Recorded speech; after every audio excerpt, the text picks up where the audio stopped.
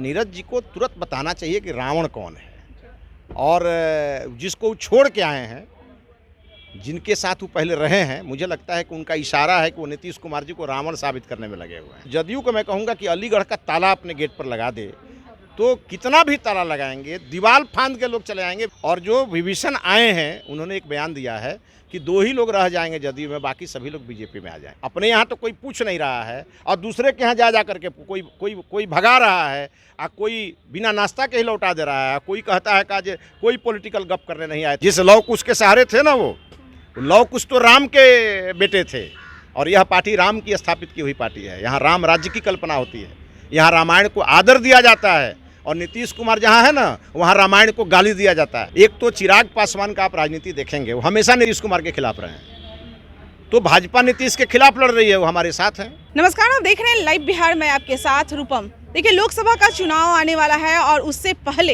एक एक करके लोग बीजेपी में मिल रहे हैं। आरसीपी सिंह को आपने देखा ही कि कैसे वो बीजेपी में मिले हैं, लेकिन यह बात जो है जदयू के कुछ लोगों को रास नहीं आ रही है। नीरज सिंह इतना तो कह दिए हैं कि आरसीपी सिंह विभीषण है। चलिए, विभीषण है, फिर इधर से सम्राट चौधरी का भी बयान जो आया है कि भाई विभीषण है तो अच्छा है, राम के शरण में आए हैं। चलिए, मिथिलेश तिवारी से हमारे साथ जुड़े हुए हैं, इनसे ही हम बात करते हैं, जो कि बीजेपी के हैं। मिथिलेश जी, विभीषण कहा जा रहा है आरसीपी सिंह को। मैं धन्यवाद दूंगा नीरज जी को कि बहुत दिनों के बाद एक सही बात वो बोले हैं। अच्छा, सही बात बोले हैं। हाँ, उन्होंने अगर आरसीपी सिंह को विभीषण कहा है, तो विभीषण राम के शरण में आ गए हैं। अब नीरज जी को तुरंत बताना चाहिए कि रावण कौन है, और जिसको वो छोड़ के आए हैं, जिनके साथ वो पहले रहे हैं, मुझे लगता है कि उनका इशारा है कि वो नीतीश कुमार जी को रावण साबित करने में लगे हुए हैं। तो ये तो तय है कि आप देख रहे हैं कि लगातार ये युद्ध भाजपा और जदयू के बीच चल रहा है, और आप ही ने ठीक कहा कि बहुत सारे लोग छोड़ के जा रहे हैं। तो जदयू को मैं कहूँगा कि अलीगढ़ का ताला अपने गेट पर लगा दे, तो कितना भी ताला लगाएंगे, दीवार फांद के लोग चले आएंगे बीजेपी में, जो आज हालात है।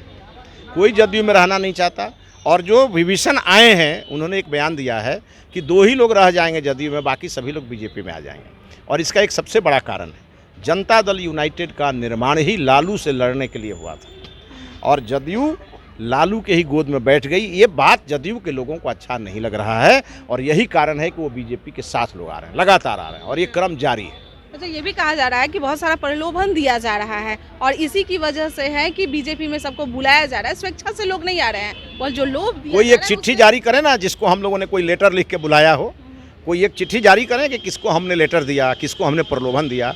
जो आ रहा है वो तो कह ही नहीं रहा है कि हमको टिकट के लिए। हम भाजपा में किसी का टिकट फाइनल होता है क्या? लेकिन भाजपा में तो इतने बड़ी संख्या में लोग आ रहे हैं। सीट तो 40 ही है, 243 है विधानसभा, 40 लोकसभा है, और ये बात तो तय है कि बीजेपी ज़्यादा सीट पर लड़ेगी। तो ज़्यादा नेता तो हमारे दिखाई देंगे, ज़्यादा कार्यकर्ता हमारे दिखाई देंगे। वो कहाँ हैं? वो तो नगरी नगरी द्वारे द्वारे घूम रहे हैं नीतीश कुमार जी। अपने यहाँ तो कोई पूछ नहीं रहा है, और दूसरे के यहाँ जा करके कोई भगा रहा है, और कोई बिना नाश्ता के ही लौटा दे रहा है। कोई कहता है कि कोई पॉलिटिकल गप करने नहीं आए थे, ऐसे ही मिलने आए थे, फोटो खिंचवाने आए थे। कौन भगा रहा है, कौन नाश्ता नहीं कर रहा है, ये तो सबको मालूम है। कौन ये तो सबको मालूम है। वो कोई नाश्ता करने गए हो तो पॉलिटिकल नाश्ता करने गए थे ना, तो प्रधानमंत्री के घर में जाना चाहते हैं, तो कैसा स्वागत उनका हो रहा है आपको मालूम है। और कल जब वो महाराष्ट्र में थे उद्धव ठाकरे के साथ, तो लोगों ने सोशल मीडिया पर कमेंट किया कि 2 पलटी मार एक साथ दिख रहे हैं। एक शिवसेना का नेता था जो बीजेपी के साथ चुनाव लड़के भाग गया सरकार बनाने के लिए, तो वहाँ की सरकार ही पलट गई।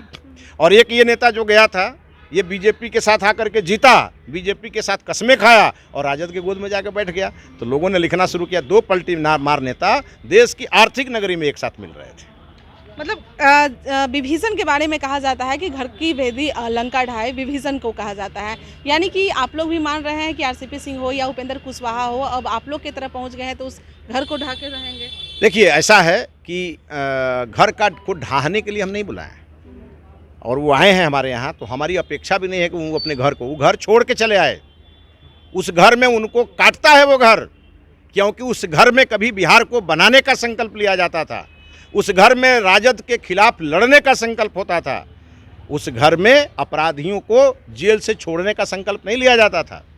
इसीलिए अगर वो विभीषण के रूप में आए हैं, तो राम राज्य स्थापित करने आए हैं, रावण राज्य की समाप्ति के लिए आए हैं। उपेंद्र कुशवाहा और चिराग पासवान की भी सुन रहे हैं कि 1 महीना के अंदर हो सके बीजेपी के पास आ रहे हैं।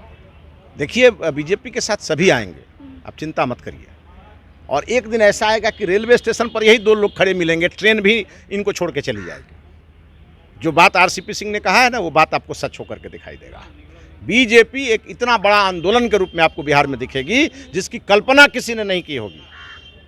जिस लौ कुश के सहारे थे ना, वो लौ कुश तो राम के बेटे थे, और यह पार्टी राम की स्थापित की हुई पार्टी है। यहाँ राम राज्य की कल्पना होती है, यहाँ रामायण को आदर दिया जाता है।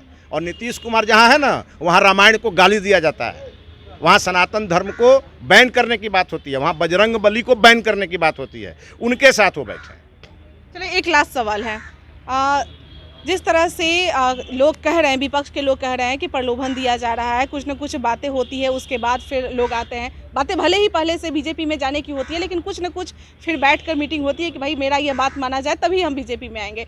उपेंद्र कुशवाहा के साथ यही हो रहा है। 1 महीना के बाद सुन रहे हैं कि कुछ मीटिंग वगैरह हो रही है, उसके बाद पहुँचेंगे। चिराग पासवान वो भी यहाँ पर आने के लिए हैं, लेकिन कुछ न कुछ बातें हो रही है उनके हक में कि हाँ मेरी बातें ये सुनी जाएगी। और जैसा कि चिराग पासवान की तरफ से हो रहा है कि केंद्रीय मंत्री पशुपति पारस को हटाने की, कैबिनेट से हटाने की मांग कर रहे हैं, तो क्या ये होगा?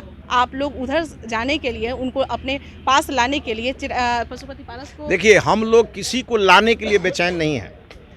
एक तो चिराग पासवान का आप राजनीति देखेंगे, वो हमेशा नीतीश कुमार के खिलाफ रहे हैं। तो भाजपा नीतीश के खिलाफ लड़ रही है, वो हमारे साथ हैं। हमारे उपचुनाव में भी प्रचार करने गए थे। लेकिन वो तो साफ तौर पे कह रहे हैं नीतीश के भी खिलाफ है, पशुपति पारस के भी खिलाफ है। जहां पशुपति पारस और नीतीश रहेंगे वहां हम नहीं रहेंगे। ये उनका मामला है ना, ये हमारा मामला नहीं है। क्यों आपके साथ समर्थन में जाएंगे तो आप लोग का मामला तो होता ही है। यहाँ उपचुनाव में पशुपति पारस का भी समर्थन था उपचुनाव को, और चिराग पासवान भी समर्थन करने गए थे। और वो मेरा केंद्रीय नेतृत्व का विषय है कि किसको कैसे रखना है और किसको क्या देना है, वो हमारा विषय नहीं है। लेकिन एक विषय स्पष्ट है, वो विषय है बीजेपी हमेशा लालू यादव के खिलाफ लड़ती रही है बिहार में, और लालू यादव के साथ जो खड़ा होगा बीजेपी उसके खिलाफ लड़ेगी। और आप जान लीजिए, ये सबको मालूम है, लोग भूल जाते हैं, मैं याद दिला दूं, लालू यादव भी पहली बार मुख्यमंत्री बने थे आदरणीय कैलाशपति मिश्रा जी के आशीर्वाद से। कर्पूरी ठाकुर जी मुख्यमंत्री बने थे बीजेपी के समर्थन से, तब कैलाश जी उसमें उस समय वित्त मंत्री थे। और नीतीश कुमार जितनी बार मुख्यमंत्री बने वो बीजेपी के कारण बने, चाहे बीजेपी को छोड़ के जाने के कारण बने हो या बीजेपी में रहने के कारण बने हो। और हमारी पार्टी के उस समय के सबसे बड़े नेता माननीय अटल बिहारी वाजपेयी जी ने उनको तब बिहार का नेता बनाया था जब हमारे यहाँ सर्वाधिक लोकप्रिय नेता सुशील कुमार मोदी थे। हमने हमेशा कुर्बानी दिया इस बिहार के हक में, और कुर्बानी में ऐसे ऐसे लोगों को पद दिया, और ये लोग उसी बीजेपी को धोखा दिए। नीतीश कुमार शुरू से ही बीजेपी के समर्थक रहे हैं, लेकिन वो नरेंद्र मोदी के खिलाफ है। नरेंद्र मोदी जी के खिलाफ थे तो 19 में नरेंद्र मोदी का तलवा क्यों चाट रहे थे वो? आज जो 16 लोकसभा सीट लेकर के जो इतराते रहते हैं, तो नरेंद्र मोदी जी की कृपा से ही तो मिला उनको। ये कोई उनके कृपा से मिला क्या? वो तो जब लड़े थे 14 में कितनी सीट लेके आए थे? 2 सीट लेके आए थे। और जब हमारे साथ आकर के तब तो बहुत जवान थे। 14 में जब वो विधानसभा का लोकसभा का चुनाव लड़े अलग होकर के, तब तो वो जवान थे, और आज तो बूढ़े हो गए।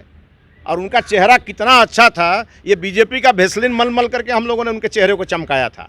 अब नीतीश कुमार का वो चेहरा नहीं दिखने वाला है। बीजेपी ने पूरी तरह कमर कस लिया है। नीतीश को फिनिश करेंगे, लालू को फिनिश करेंगे, और बिहार में बीजेपी की सरकार बनाएंगे, और नरेंद्र मोदी को फिर से प्रधानमंत्री बनाएंगे। नीतीश कुमार को वैसलीन नहीं लगाइएगा? अब क्यों वैसलीन लगाएंगे? एक समय था लगाया हम लोगों ने, और उनको भ्रम हो गया, उनको लगा कि मेरा चेहरा बड़ा सुंदर है। ये सुंदर चेहरा हम लोगों ने उनका बनाया था, और अब उनका चेहरा पर का जो है वो नक्शा उतर गया बीजेपी के साथ। अब देखिए कैसा दिख रहे हैं वो। चलिए ठीक है, बहुत बहुत धन्यवाद। तो आपने सुना जिस तरह से आरसीपी सिंह के बारे में कहा जा रहा है, विभीषण कहा जा रहा है, उस पे मिथिलेश तिवारी जी जो कि साफ तौर पे कह रहे हैं कि बहुत ही अच्छी बात जदयू ने कही है कि विभीषण कहने का मतलब है कि नीतीश कुमार को रावण और नरेंद्र मोदी को राम कहा गया है, और राम के वो शरण में आए हैं, तो जाहिर सी बात है सब कुछ अच्छा ही होगा। चलिए देखते रहिए लाइव बिहार। धन्यवाद। लाइव बिहार यूट्यूब पर सब्सक्राइब और फेसबुक पर लाइक जरूर करें।